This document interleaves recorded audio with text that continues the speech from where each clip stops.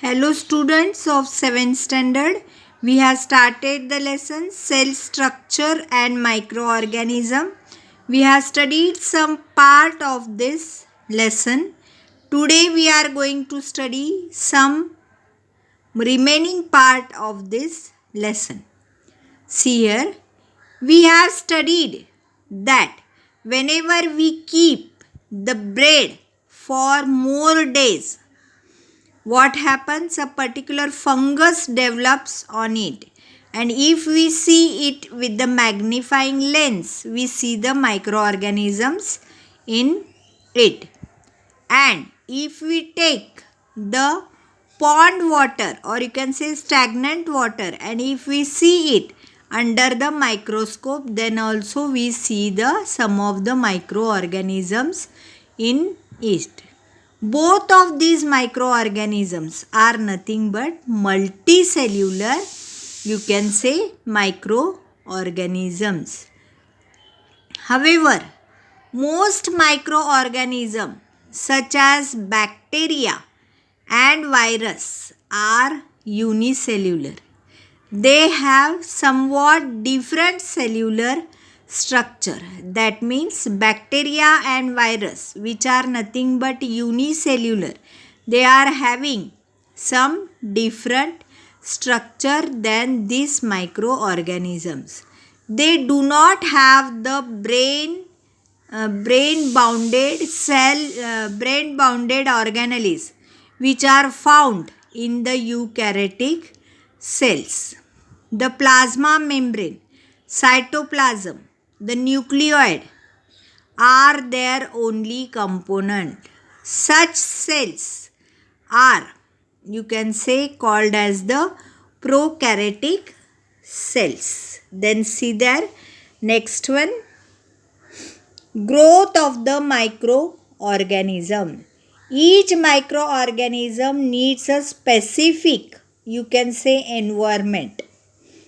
A particular microorganism needs a, you can say, specific environment, because he needs this environment for its growth, or you can say for its reproduction.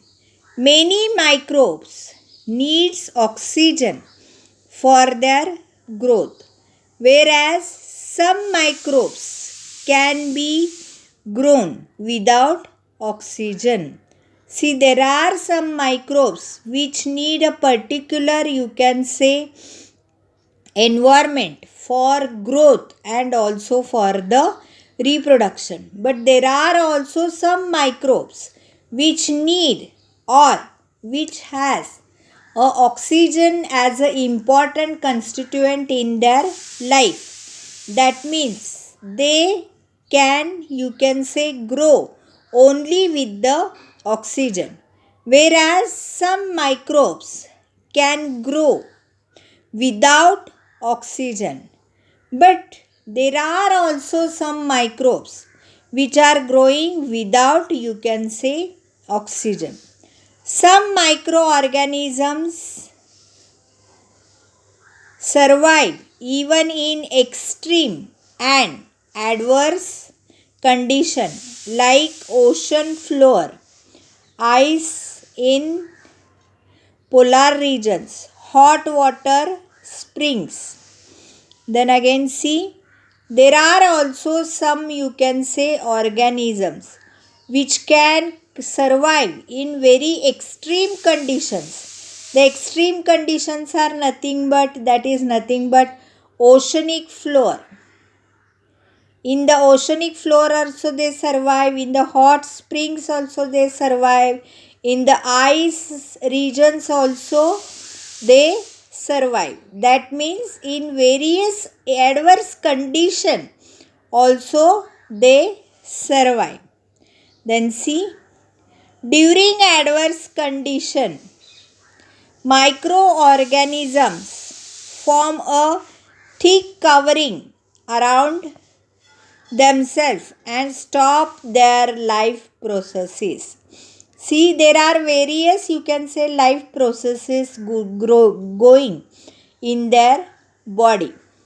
Whenever there are adverse conditions, during this adverse condition, what happens? See there.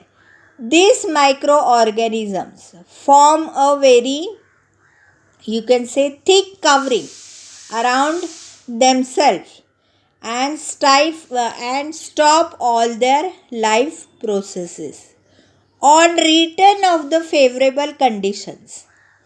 Now, whenever the favorable conditions are returned, at this time they again come out from this thick covering and they continue all their life processes. See your next one.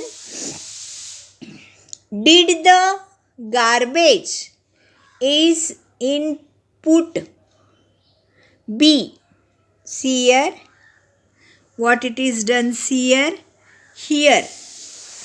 Now if you see here, one thing is given. See here, useful microorganisms. You have to take 2 earthen pots half filled with soil and mark them with A and B. You have to take 2 earthen pots and you have to fill them half with the soil and you have to mark them A and B. Mix some waste material like garden waste, dung, fruit peel, vegetable stalks, paper scrap with the, you can say, soil in pot A. In pot A, you have to mix the soil with the, you can say, with the dung, animal dung, fruit peel or vegetable stalks, some paper stalk. These all things you have to mix it in the, you can say, paper A. Mix things like pieces of a glass, scrap metal, then again plastic bags with the soil in pot B. In pot B, what you have to mix? You have to mix glass, plastic, metal, all these things you have to mix with the, you can say, metals with the, materials with the soil with the pot B. Keep both of the pots in an garden and observe what happens after 4 weeks. So what you have to do? You have to keep this in an garden and you have to see what happens. See there. Did the garbage in the pot B remain unchanged? So if you see the garbage in the pot B remains unchanged, it is not, you can say, decomposed. Then see, where did the garbage in the pot A disappear and why? See, the garbage in the pot A disappears. And why it disappears? That means it decomposes. And after decomposes, it becomes a manure. And where does this all material goes? This is one of the question. Microbes present in the soil, dung, decompose the garbage to obtain food material. See here what happens. The microbes, what they do? They decompose the garbage whichever is present in the, you can say, which is present in pot A. As a result, garbage is soon converted into manure of the best quality. What happens here? The manure, the garbage which is present in the A pot is soon converted by the microorganisms into the manure because they want food. Then C, and our surroundings are kept clean.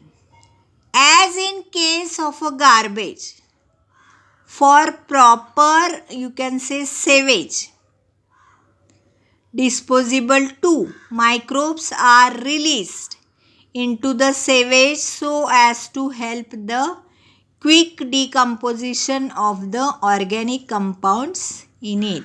So what it is done here? Sometimes the microbes are released into the sewage so that there should be a quick sewage, and the quick sewage of the you can say organic compounds.